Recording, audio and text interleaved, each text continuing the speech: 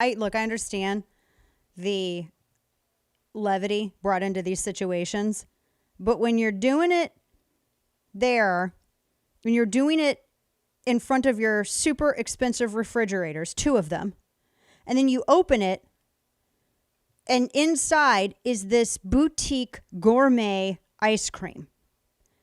And so this was the other thing that I wrote this story, and I had a million of you reach out. Do you realize she had over $60 worth of ice cream just in one drawer? What? Yeah. The pints of ice cream, and they're small pints. They're more expensive than Ben & Jerry's. The small pints start at $13 a pop.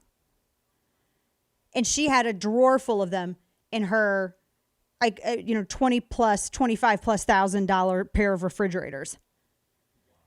This is as she and Chuck Schumer are fighting against refunding the Paycheck Protection Act. This is while people are standing in literal bread lines. And this is the stuff she does.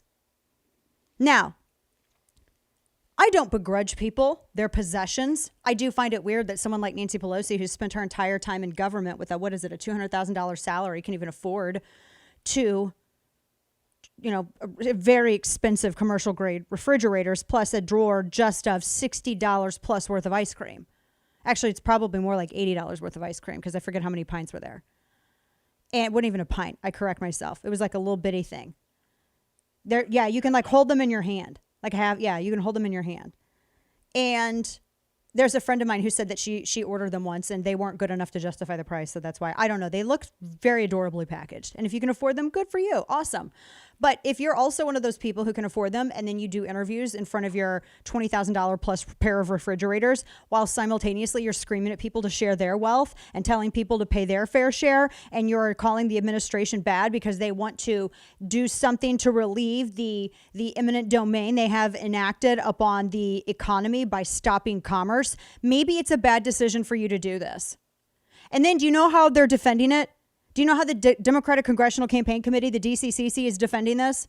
One of the stooges was on Twitter going, well, the Republican Party should be scared if Nancy Pelosi's very organized ice cream drawer is anything to go by. What? Oh, my gosh. That's the thing. That's how you want to go with this? Wow.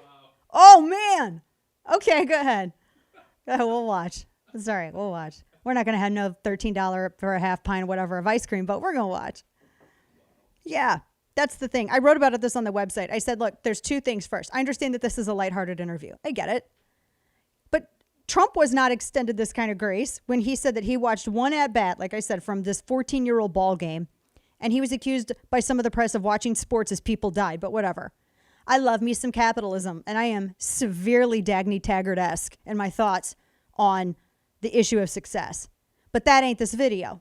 It's not. This video is the Speaker of the House showing off her collection of gourmet ice creams carefully collected in her $20,000 plus pair of commercial grade fridges after campaigning for more pork, spending off the backs. She wanted more pork, wanted more special interest spending off of the backs of 17 million unemployed Americans, many of whom are having to rely upon donated groceries to get by. So she can isolate at home with her pricey ice cream drawer. Maybe that's why she feels no regret in blocking further relief for small businesses. This is what statism looks like. All the people at the top have all the best stuff. You got to fight for whatever they don't want. Here's your lesson 101 in statism today, kids who are now educating at home.